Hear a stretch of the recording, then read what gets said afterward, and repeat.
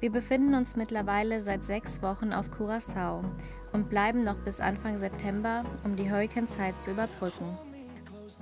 Die Tranquility ist mittlerweile von der Marina zurück zu uns auf den Ankerplatz gekommen und weitere Segelfreunde sind auf dem Weg zu uns. Hier ist ein richtiges kleines Floating Village entstanden. So konnten wir uns bei Kim auf der Heron professionell die Haare schneiden lassen. Bei unserer Manatee ist gerade Stillstand eingekehrt, aber wir sind dagegen so aktiv und motiviert wie nie zuvor. Herzlich willkommen zum neuen Video. Wir sind gerade auf dem Weg zu unserem ersten Freediving-Kurs. Wir haben uns dazu entschlossen, hier professionell ausgebildet zu werden in Sachen Freediving. Freediving macht für uns mehr Sinn, da wir selbst keine Tauchkompressoren an Bord haben und so nur selten die Gelegenheit hätten, Scuba-Diving auszuführen. Wir hätten auch keinen Platz auf der Manatee. Wir hätten einfach keinen Platz. Wir gucken mal, wie wir uns verbessern können innerhalb kürzester Zeit.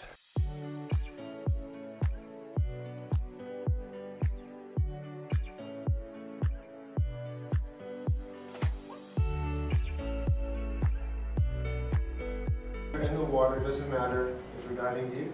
You hold them under your arms so they don't fall in the water. Yeah? You make sure you always hold them. By mentioning the name of the person, it helps. Yeah? For example, if I say Hannah, breathe.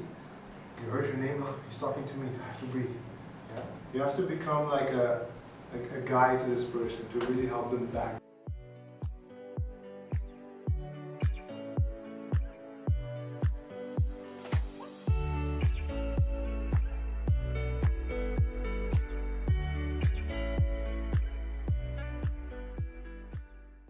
So, wir sind wieder zurück von dem Theoriekurs und es war wirklich super spannend und interessant. Wir freuen uns jetzt richtig auf Samstag, auf den praktischen Teil.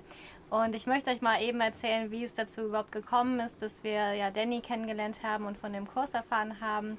Ihr habt ja schon gesehen, dass wir hier schon öfter jetzt tauchen waren auf Curaçao. Hier kann man wirklich super tauchen, hier gibt es echt tolle Spots und zum Teil auch oft eine richtige Kante, wo man wirklich sieht, wie es in die Tiefe geht. Und das hat in uns wieder die Leidenschaft geweckt, dass wir tiefer tauchen möchten. Wir kommen, ja, ich würde sagen, André kommt so auf 5 bis 6 Meter, ich vielleicht so auf maximal 4, weil ich bisher dann immer Probleme mit dem Druckausgleich hatte und dann eher horizontal getaucht bin als in die Tiefe. Genau, und dann kam aber jetzt die Tage hier ein Bekannter vom Segelboot, unser Nachbar, vorbei und hat uns erzählt, er hat eben diesen Freediving-Kurs von Danny gemacht und abgeschlossen und kommt jetzt schon auf 21 Meter Tiefe. Und da waren wir total erstaunt und beeindruckt, wie schnell das dann ja doch geht und anscheinend ja möglich ist. Ja, und wollten das dann auch ausprobieren und haben uns dann praktisch direkt bei Danny gemeldet. Ja, und was wir jetzt machen werden, ist den Kurs oder auch das Zertifikat AIDA 2. AIDA hat hier nichts mit der Kreuzfahrtkette zu tun, sondern steht für Internationale Vereinigung zur Entwicklung des Apnoe-Tauchsports. Und AIDA gliedert sich in 2 Bereiche, einmal eben die Ausbildung und dann noch einmal der Wettkampfbereich. Ja, und was ist Apnoe-Tauchen? Das bedeutet, dass man ohne technische Atemhilfsmittel so lange, so weit oder so tief wie möglich taucht mit einem Atemzug, also nur mit einmal Luft holen. Und das werden wir jetzt üben die nächsten Tage.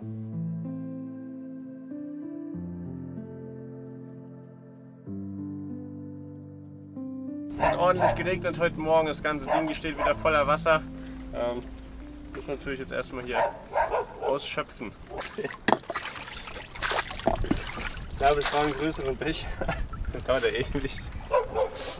Ja, heute ist ein echt verregneter Morgen, aber das ist perfekt für uns, um für den Freediving-Kurs zu üben, für den praktischen Teil. Wir haben gestern schon echt viel gelernt, super viele interessante und spannende Sachen, zum Teil auch Dinge, die uns gar nicht so bewusst waren. Wir haben zum Beispiel gelernt, dass das A und O beim Freediving Entspannung und Fokus ist. Je entspannter der Körper ist und je weniger man denkt, desto weniger verbraucht man auch Sauerstoff und das ist natürlich dann enorm wichtig. Das ist aber ja, viel schwieriger, als man denkt. Generell ist Yoga und Meditation optimal, um das zu üben und zu trainieren. Das machen auch die Freediver-Profis regelmäßig und ja, das werden wir jetzt die nächsten Tage auch machen, um uns eben ja, darauf vorzubereiten, am Samstag dann möglichst lange den Atem anzuhalten. Eine gute Übung dafür ist der Bodyscan. Das heißt, man legt sich entspannt hin, schließt die Augen und fokussiert sich dann auf eine bestimmte Körperregion, also beispielsweise der Rücken oder der Nacken. Und dann merkt man unter Umständen erst, dass noch Anspannung da vorhanden ist und versucht, diese dann gezielt loszulassen. Eine weitere Übung ist dann, den Atem anzuhalten. Davor muss man erstmal trainieren, den Puls so weit wie möglich runterzubekommen. Und das machen wir durch die Atmung. Dazu atmet man einmal kurz ein und dann lange aus, also bis zu 10 Sekunden. Es hilft dabei, einen S-Laut zu machen, weil man dann eben hört und merkt, wie der Atem eben wirklich fließt. Ja, und bevor man dann den Atem anhält, atmen wir einmal tief ein. Das wird vor allem wichtig sein, wenn es dann wirklich in die Tiefe für uns geht, weil wir dann die Luft brauchen, um den Druck auszugleichen. Und wenn man dann den Atem angehalten hat, ist es eben wichtig, sich vollkommen zu entspannen und zu fokussieren. Es wird eben irgendwann zu Kontraktionen im Zwerchfell kommen. Das ist deswegen der Fall, weil eben der CO2-Gehalt ansteigt. Und es ist eben so, wenn wir jetzt denken, ich muss jetzt atmen, wollen wir eigentlich nur diesen Überschuss an CO2 loswerden. Und Sauerstoff ist dann eigentlich noch sehr viel vorhanden und wir könnten mit Sicherheit noch 1 bis 2 oder 3 Minuten länger die Luft anhalten. Und das ist dann eben dieses Mindgame, was wir jetzt in Zukunft dann trainieren müssen. Und das ist wirklich schwierig. Ich habe es hier im Boot einmal geschafft, 1 Minute 48 die Luft anzuhalten. Nach dem Yoga kam ich mal auf 2 Minuten. Das war aber dann auch wirklich schon Ende für mich und die Obergrenze. Ich bin gespannt, ob ich meine Zeiten verbessern kann mit Hilfe von Danny. Ich kann es mir gerade nicht vorstellen, weil ich da wirklich schon an meinen Grenzen war. Aber ja, wir werden das am Samstag sehen. Um den theoretischen Teil abzuschließen, haben wir noch einen Test gemacht, den wir aber ohne Probleme bestanden haben. Wir sind auch noch in ein Tauchgeschäft gefahren, um mir ein Neopren-Shirt zu kaufen. Eine lange Hose wird Danny mir am Samstag mitbringen, aber eigentlich wird mir nicht schnell kalt. Theorie haben wir schon mal bestanden. Das macht aus uns dann natürlich noch lange keine Freediver, aber es ist sehr wichtig, die Basis an sich verstanden zu haben und wie der Körper funktioniert. Und ja, das ebnet uns jetzt den Weg für die Praxis.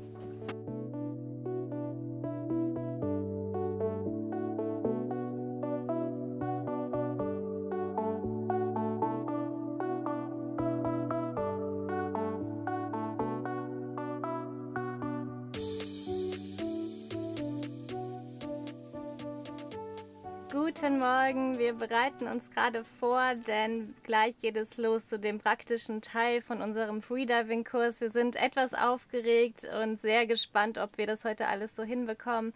Wir waren gestern ja nochmal tauchen.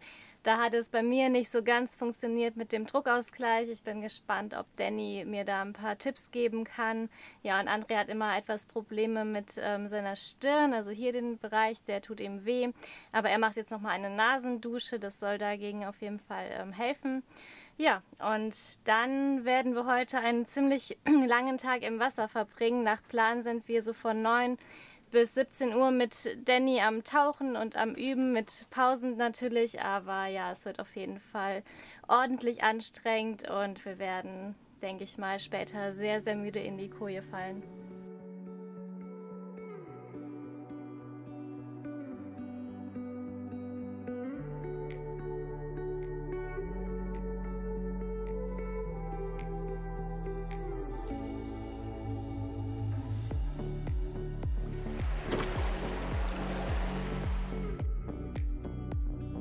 Ein Fisch.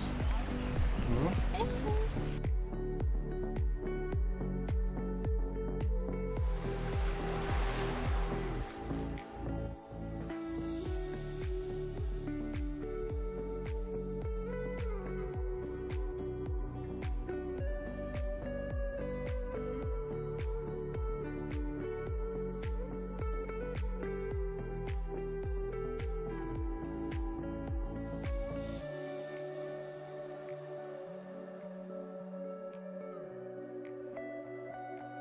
Wir starteten mit Static Apnoe.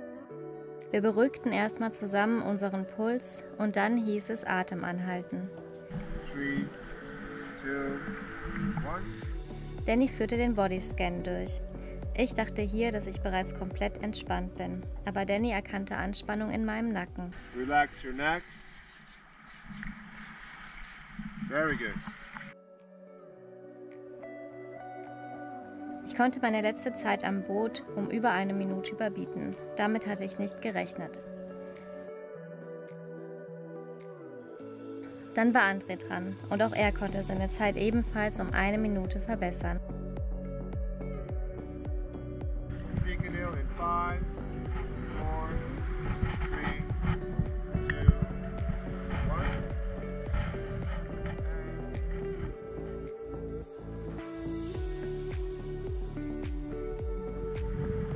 Relax your back, relax your faces.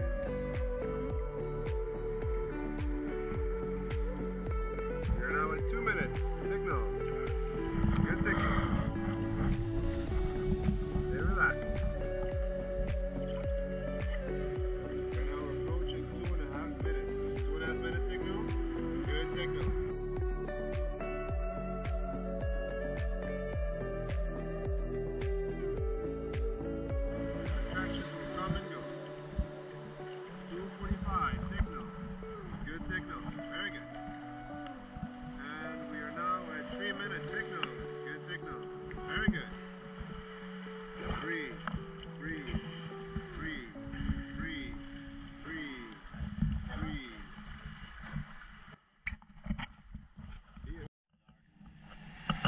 Und? Ja, schon angenehm. Angenehm? Ja. Angenehm schwer. Das stört mich. Ich bin gespannt, ob ich dann wieder nach oben komme. Es folgte Dynamic Apnoe. Wir sollten nun an einer Leine horizontal entlang tauchen. Durch die Bewegung verbrauchen wir mehr Sauerstoff. Um den natürlichen Auftrieb zu verhindern, tauchen wir mit Gewichtsgürtel. Unser Trainer Danny macht den Anfang.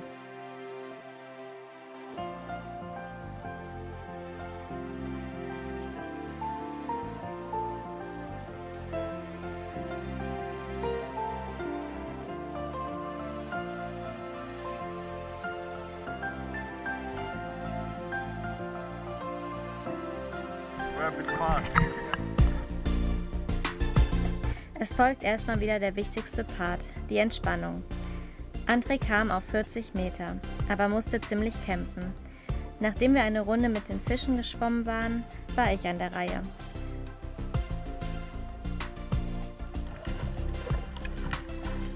She's good in that.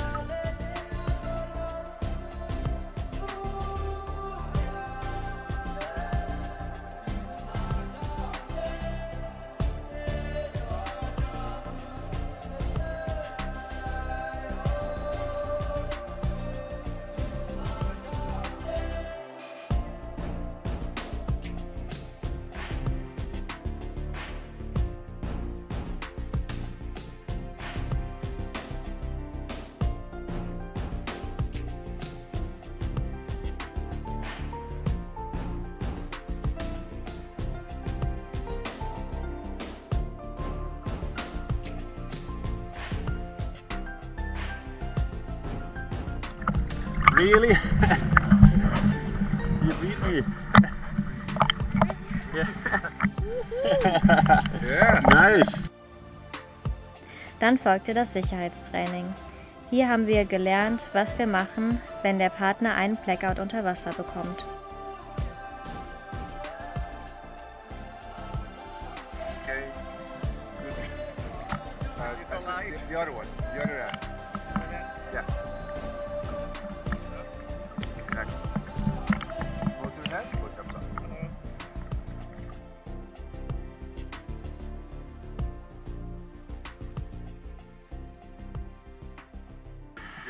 So, jetzt geht es gleich in die Tiefe. Es wird also ernst. Wir schauen mal, wie wir es schaffen, ob das bei mir überhaupt funktioniert mit dem Druckausgleich. Danny bereitete die Taucherflagge vor, damit wir von Motorbooten und Jetskis gesehen werden.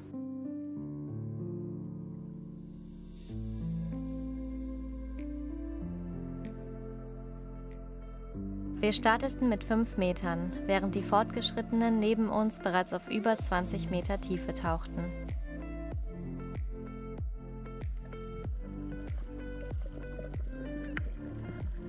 Danny zeigte uns, wie wir uns an der Leine nach unten ziehen.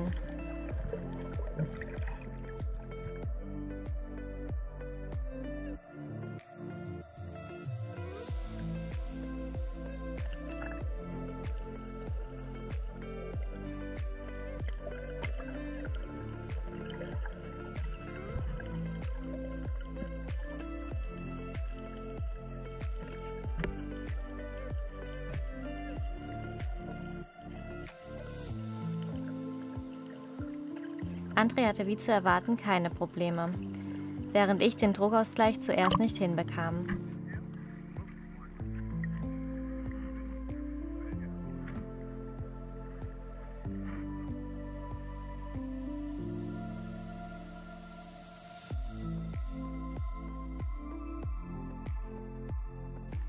André schaffte es mittlerweile schon auf 14 Meter und musste dann aber aufgrund von Problemen in der Stirnhülle aufhören.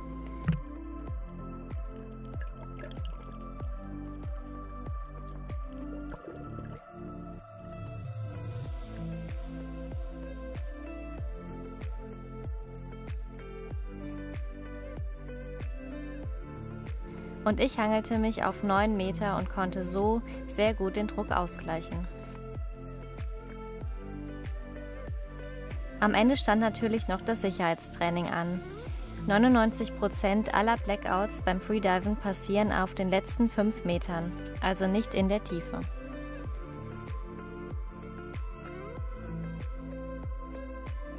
Heute war definitiv ein Erfolg. Ja, das ist eine Sinusblutung, das kommt hier von den Stirnhöhlen. Ich habe immer Probleme mit dem Ausgleichen hier oben, weil irgendeine Blockade drin ist. Und wenn ich das nicht richtig ausgleiche, dann platzen kleine Blutäderchen hier oben. Aber es ist nicht gefährlich und für viele auch normal wohl. Deswegen, ich mache mir da jetzt erstmal keine Sorgen. So Danny, what's freediving to you? Freediving for me it's a way of life. When I got introduced to the sport, it changes your perspective of everything. As soon as you go down, you stop breathing, so everything sort of pauses around you. And it's like you're in a different dimension. So it's difficult for me to explain, but the sensations are not like other sports. You know, you just feel connected but disconnected at the same time. You feel alive, but yet not alive because you're not breathing. So the sensation is really different. You'd be surprised. The fishes and corals, they make some noises, so you might hear some stuff down there. So we have to go deeper, right? Yeah, it depends on the spot, of course. Here we have a lot of corals and fish, so you will hear them sometimes. But if you're diving in some spots, it's so quiet and you can hear your heart beating, like cool. You never do in bed or on land. So. Yeah, really cool. So we keep practicing with you, I think, the next weeks. So yeah, staying in contact would be cool. Yeah, for sure. I want to see the personal best keep coming. Yeah, you guys did amazing. The statics, the dynamics. I was really impressed. I'm happy. Thank you, Danny. You're welcome.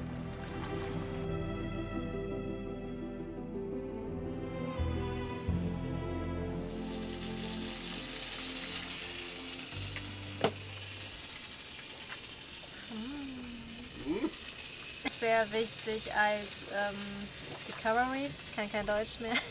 Recovery Eating. Recovery Eating ist sehr wichtig. Ja. Boah, wir sind so müde.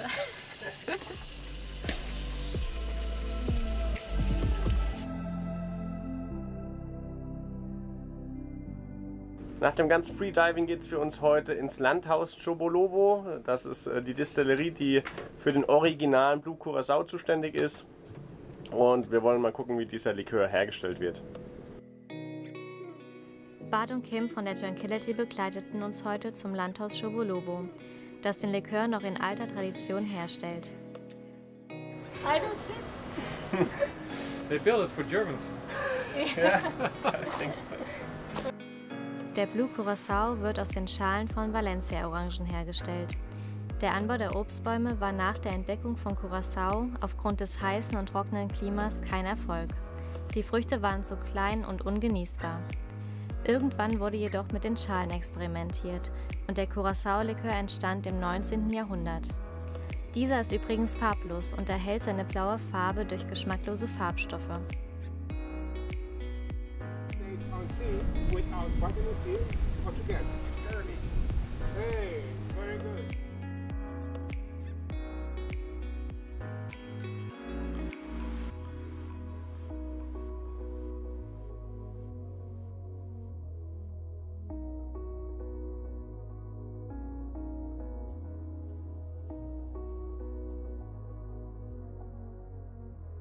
Am Ende haben wir 3 verschiedene Sorten des Curacao-Likörs verkostet, darunter auch einen Kaffeelikör.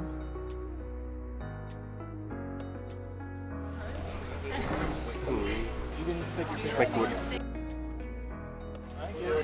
Er ist ein bisschen stärker, das ist der Originale. Ja. Das stimmt. Das stimmt. Danach gab es noch einen Cocktail.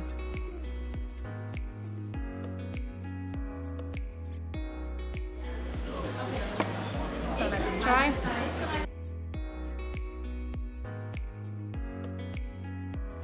Oh, that's good. Gut. It's really good.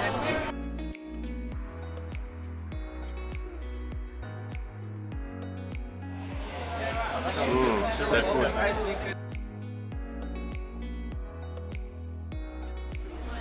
Das könnte eine Werbung sein.